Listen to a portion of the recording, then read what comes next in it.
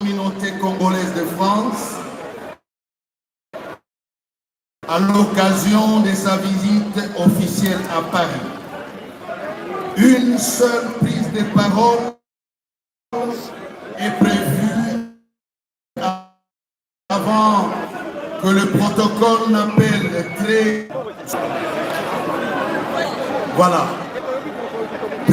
respectueusement. C'est la parole pour votre adresse, Excellence.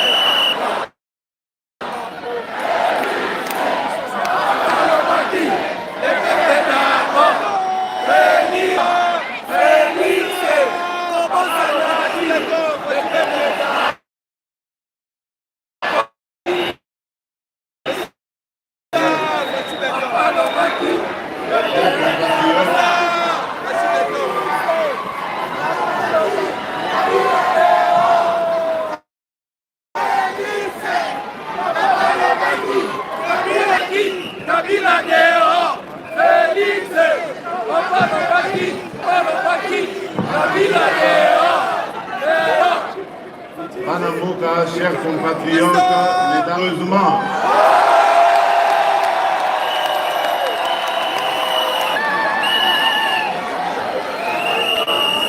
en même temps, je vous transmets les salutations de nos compatriotes restés au pays.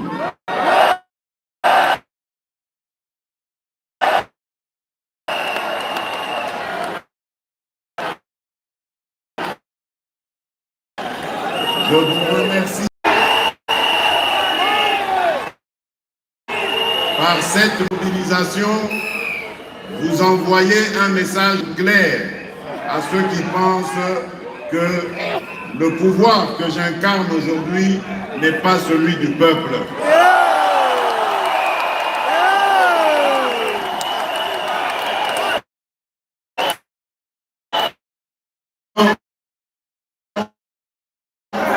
Envoyez un message clair à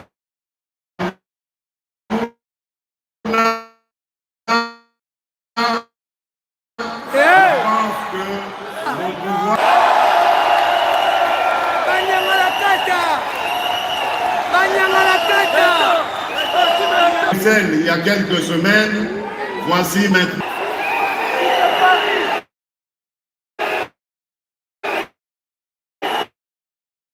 Et je peux dire avec assurance maintenant que je suis le président de tous les Congolais.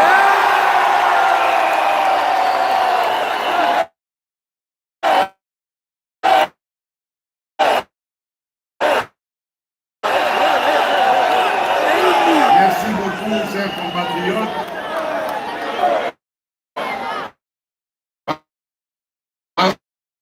Parce que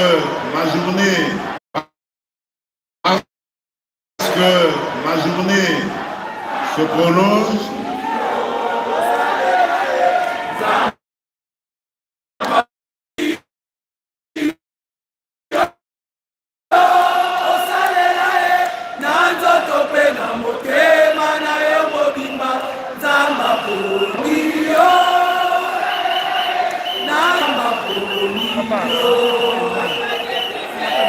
Merci beaucoup.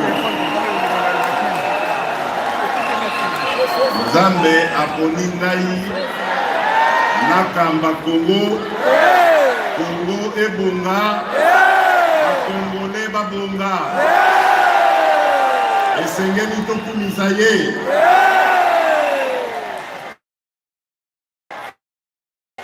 Merci encore, merci pour vos prières, merci pour votre soutien.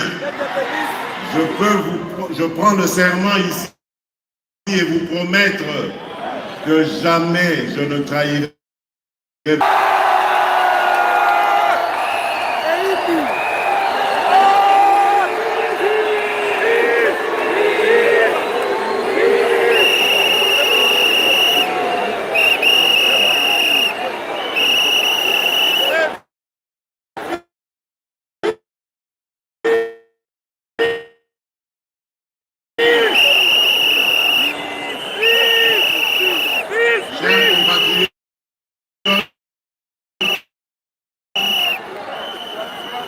Je suis obligé d'aller un petit peu vite parce que j'ai un programme assez chargé. Pour votre information, je suis l'invité du président français avec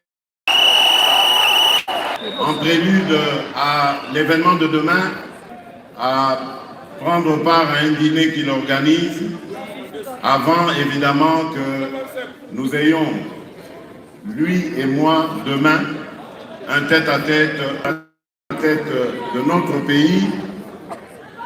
J'avais invité nos compatriotes à entendre ce qu'est le programme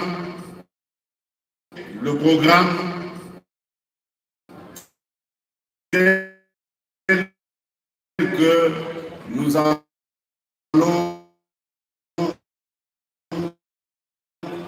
l'élaborer, nous allons l'exécuter durant ce mandat que vous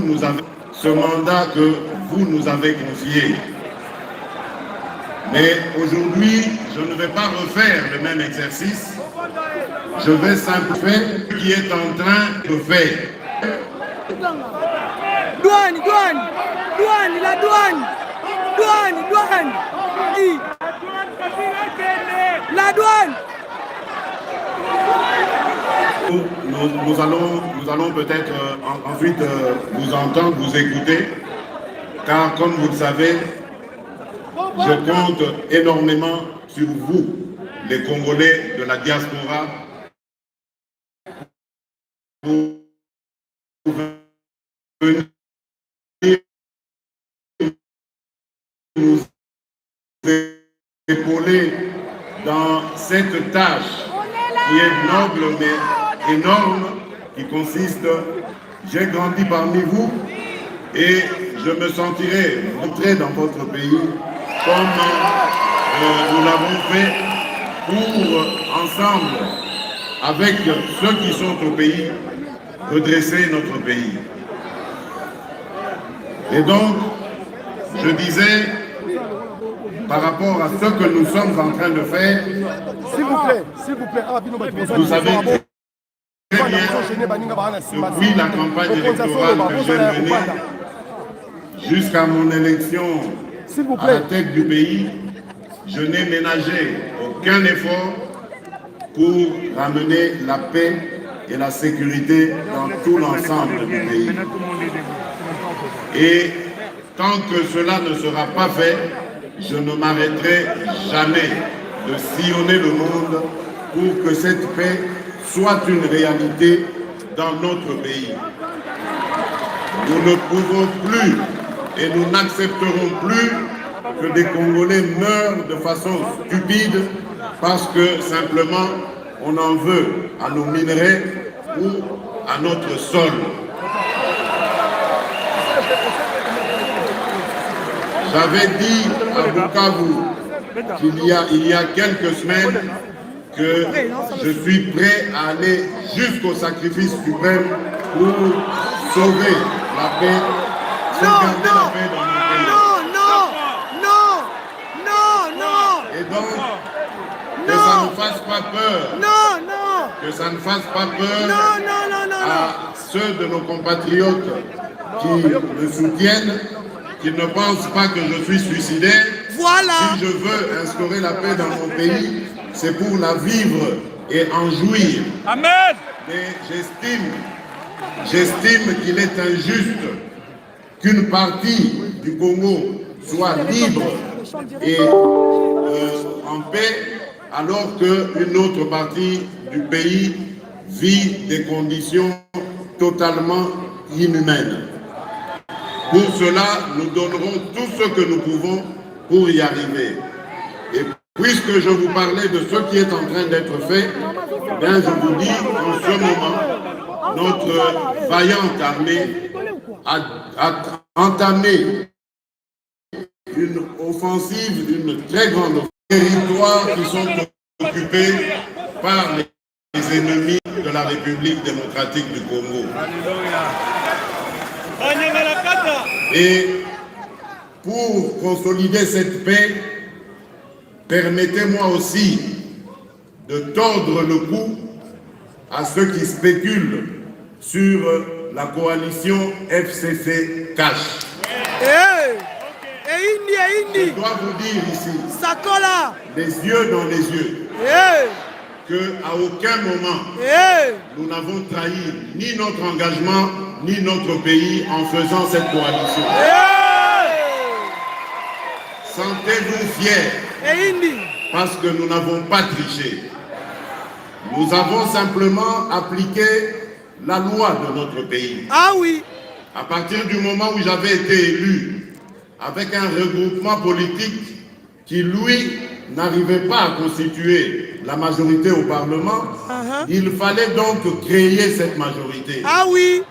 Et faute de pouvoir aller vers les amis avec lesquels nous avions cheminé un bout de temps dans l'opposition, parce que victime d'une haute trahison à Genève,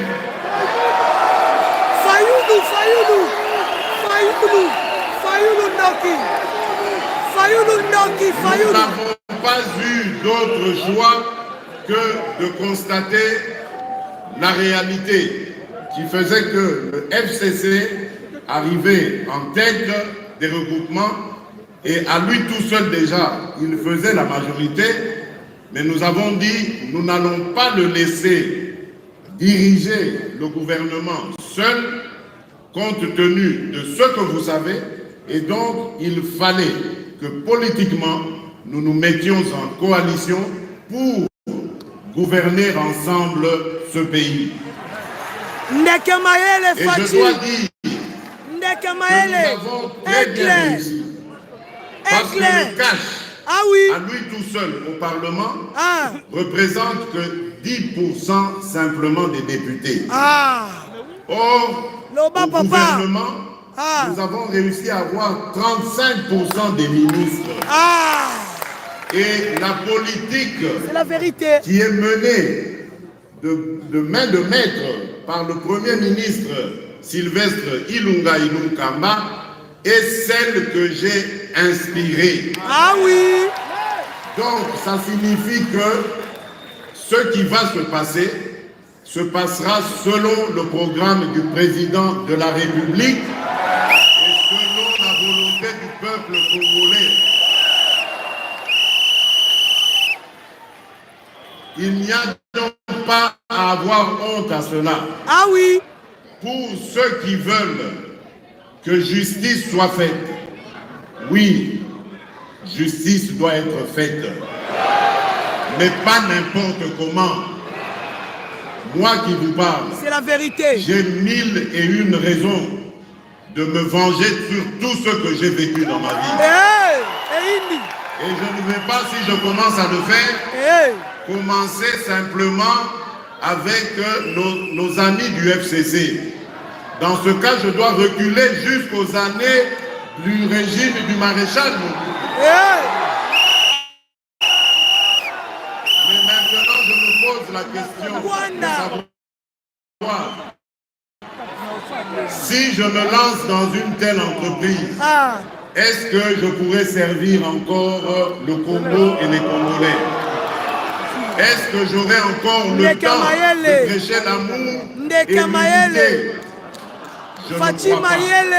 Voilà pourquoi je vais renforcer les pouvoirs de la justice. C'est la sagesse. Je vais renforcer l'état de droit. C'est la sagesse. Pour que la justice elle-même puisse s'occuper de ses concitoyens. C'est la sagesse. Du présent comme du passé de notre pays.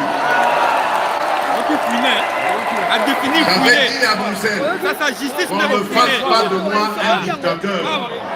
Je ne suis pas venu pour régler des comptes personnels. Ah oui. Je suis une institution. Je suis le président de tous les Congolais, bons et mauvais. Et donc, il faut laisser aux institutions le soin de régler les problèmes du Congo. Yes. Nous voulons, et je pense que nous instaurons un jour un tribunal pénal pour les crimes commis au Congo. Et ce tribunal sera institué au Congo. Pas à La Haye, pas ailleurs, mais au Congo. La victoire, la démocratie.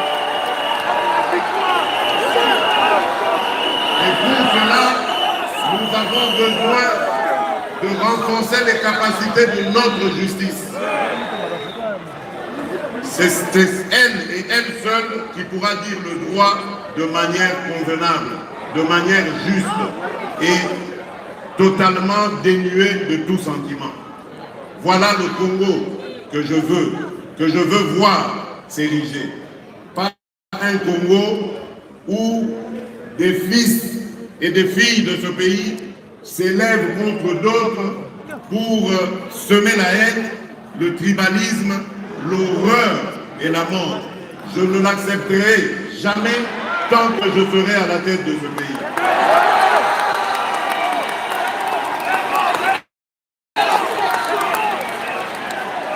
Toujours dans ce que nous sommes en train de faire, il y a le côté infrastructure. Vous savez très bien que sans infrastructure viable, sans infrastructure développée, il n'y a pas moyen d'avancer dans notre pays. Il n'y a pas moyen d'en faire un havre de paix et de... Avant l'entrée du gouvernement, j'avais privilégié le côté infrastructure. Aujourd'hui, avec grande satisfaction, que le Congolais peut quitter de Mwanda jusqu'à Tshikapa par la route. Nous n'allons pas nous arrêter là.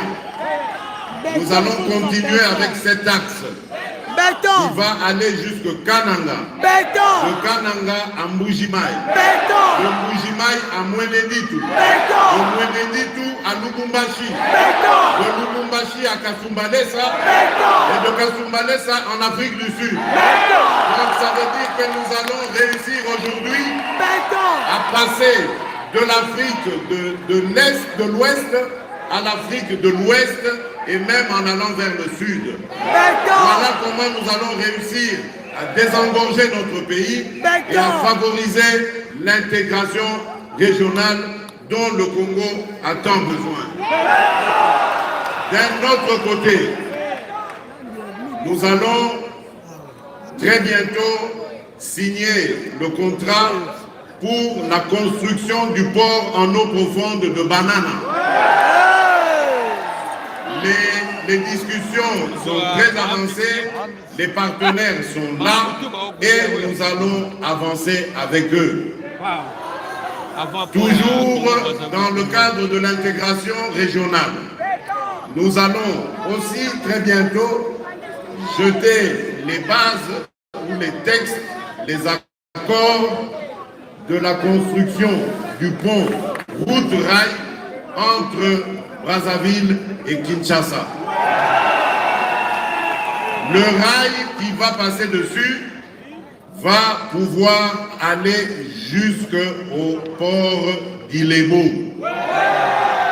Et donc, avec le rail qui fait Matadi-Kinshasa, nous pourrons continuer évidemment sur Banana et relier donc Banana jusqu'au centre de la République démocratique du Congo.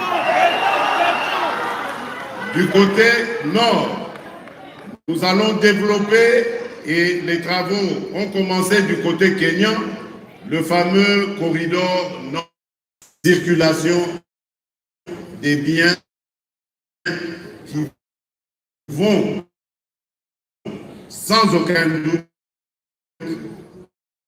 booster notre économie.